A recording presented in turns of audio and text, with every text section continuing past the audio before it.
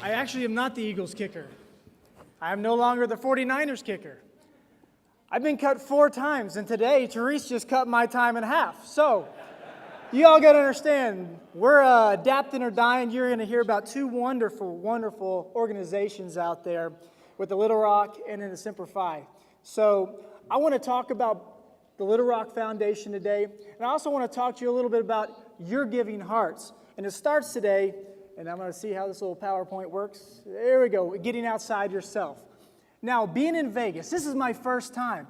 And people come up to me all the time and say, I got a tip for you. You got to do this or that in Vegas. Listen, I was told the number 2, that's my number. Number 2, on roulette, it's a winner every time. I don't know if that's true or not, but you're going to never forget the word tip today, because we're going to start off talking about team, investing in someone or others, and in a platform, that meaning your platform. So let's start off talking about the team aspect. All right, in my position, I can do nothing without the help of people around me. It starts off with the line. It starts off with the snapper. You all saw John Dornbos yesterday, right? John Dornbos is crazy. He's a crazy man, but it starts off with that. Now, you see these teams I played for, the Panthers, the Falcons, the Redskins, the Eagles for 12 years, and then 2 years with the Niners. And because of that, I've had success because of the team around me. I've been able to go to, sorry, Sean, but I've been to 6 Pro Bowls, not 4. I've been a 4-time All-Pro, and I've been in 2 Super Bowls. The great thing is, out of those 6 Pro Bowls, I won 1. I'm 0 for 2 in Super Bowls. I got the nice rings that say I'm a first-place loser, all right? But let me just tell you, there's success within the failures. We heard that yesterday from Goober. Just the experience itself is spectacular. And again, you can't have that success without your team. So I want to show you my team. This was when I was with the Eagles, and I found this picture because it shows John Dornbos doing something other than dancing around the stage and being goofy. He's blocking, doing his job, snapping the ball between his legs. It gets back to the holder. The line does their job in protection. And literally, I cannot get the ball off the ground without that happening. Now, the time that the ball from snap to kick is 1.3 seconds. They call it the toughest 2 seconds in football, being on the offensive line and the defensive block team there, because they just smash. Those mud hogs get after it. There are a lot of times that my team doesn't get recognition. Quarterbacks and kickers, we take all the praise and we get all the criticism. Last year, I got a lot of criticism. I had a horrible season. But as a team, we were really, really good. Going to the Super Bowl, amazing feat. But let me say, off the field. Off the field, I had a wonderful team as well. And so, in 2001, we came up with the David Akers Kicks for Kids Foundation. And I really wanted to find something to give back. I wasn't in the armed forces. I wasn't in the military, obviously. So being a police officer or a fireman wasn't part of my plan as well either. But I wanted to give back to the community I lived in. I was going to be a school teacher. I got my education at the University of Louisville. I was going to be a teacher. And so because of that, I wanted to give back to the kids. So we decided, because my kids had had some issues at Children's Hospital, we decided to really specifically find 2 programs to work on there. I had my David Akers Locker. And basically, when you're a parent and your kids are in the hospital, all you want is to have them come out healthy. You can't worry about anything else. So what we tried to do was ease the time that the families were there. Because of that, in a locker, you see an assortment of things, deodorant, jocks, what have you, right? And so the idea is for parents just to say, I need this, and they pull it out of the locker. So whether it was bus rides home, taxi, tickets for taxis, getting grocery gift cards just to help ease some of the medical bills that are coming through. But we also were able to do some wonderful things like giving computers to kids that were spending a lot of times in the hospital. We gave out breathing machines to help with the kids. And you know what? When you're so chronically ill, just to get away from the medical community is a wonderful opportunity. So we were able to do that by letting these people go on vacations and paying for that and having experiences as families and not worrying about being so sick.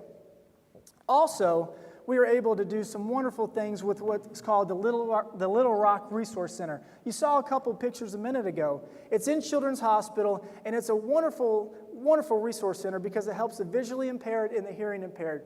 Now think as a child, as you're growing up, and you don't see what the world has to offer visually, or you can't hear what's going on around you. Well, this resource center was an amazing place for young kids to be able to see the tools and the resources to work on their disabilities and become more mainstream. And so what we were able to do is help staff that resource center. I've seen some amazing things through the Little Rock Foundation and seeing Little Rock turn into Middle Rock. He is an amazing young man, and the camps that Little Rock is a part of is amazing. These kids go out. Listen, I don't know about you, but seeing some kids that are visually impaired shooting arrows is a little scary, all right? But they're doing and accomplishing so much. And that's what we saw. We wanted to help these kids pursue their dreams. It was a dream of mine to play in an NFL, and so that was important. So I want to go on from the team aspect because we couldn't have done this. You can't do your business without a team. I had a wonderful board. I had a woman that ran the foundation who was tireless in her efforts to be able to get everything done. My name was on the platform, but the team and the volunteers around you really is what makes your team successful. We all have to buy into a vision. In a football, you have a game plan. When you're building a house, you have blueprints. You always have to have your plan in place, and your team has to buy into the vision. The next thing is to invest in others. So get outside of yourself. You don't have to think that you have to change the whole world, but change a person's world. And you can do that very easily. And let me just give you some ideas. Today we're talking about 2 wonderful organizations, and you can start today. There's auctions, there's ways to give money, there's ways to give with your time, your resources. Be creative. Find what you can do passionately that you can give out. We heard Peter Gruber talk about that yesterday. Now also, for me and my family, we decided that we wanted to adopt 3 kids, not here in the United States, but to help them through Compassion International. Now, this is great for our family because we can connect and communicate with these kids and see the differences in how blessed we are here in America, but also helping people in a foreign land and be able to step outside of ourselves and invest in others. We have the guy in the middle. That guy's name is Jose. He's from Belize. On the left, we have Joy, and on the right, Lintu, and they're from India. And it's amazing the correspondence between our children and them and seeing, again, how here in America, in the greatest country in the world, how blessed we are. But you can find a way to get involved too. Now let me ask you, how many people got $20 in their hand right now, in their pockets? Let me see your $20. You are richer than 75% of the world. I had a $6.48 latte yesterday. Most people in the world live on $3 a day. Now we're talking about money. Missionary world. People go out into the world, right? And they go out in these countries and do stuff, but there's people that have to send them financially. So remember that. Invest in others.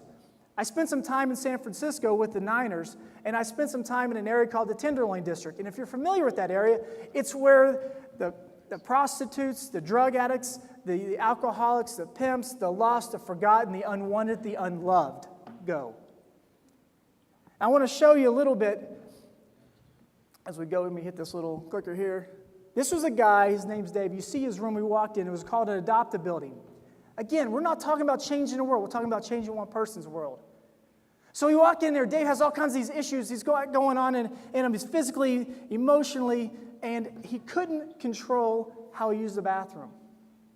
Now, again, I wasn't expecting this at all, but we walk into this room, and we start cleaning it up, and we're like, oh, my goodness. He has nothing. All his clothes are completely soiled. He has no food.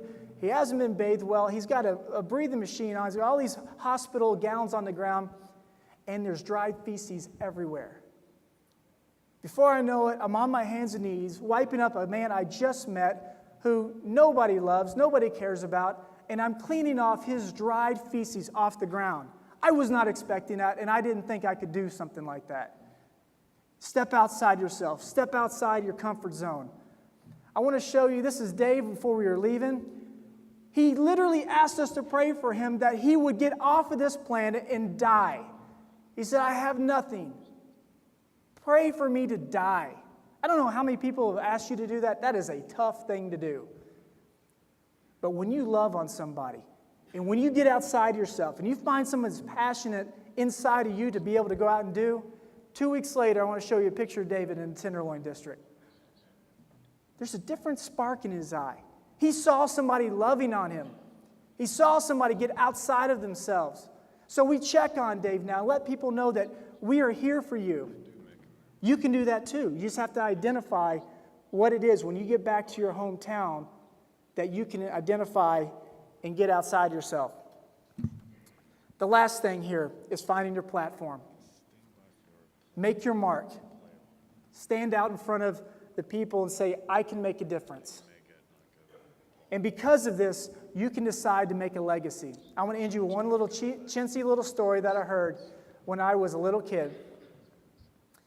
There's this kid walking down, he's throwing the starfish in the water, right? Picks up starfish, throws it in the water, sees a whole bunch of them. Guy comes in, hey, what are you doing? Matter of fact, we can learn a lot from the children. Us adults, we can learn a whole lot from our kids. Throwing it in, and the dog goes, what are you doing? You can't save all these. He said, man, I can make a difference with this one. Throws it in the water. I can make a difference with this one. Throws it in the water.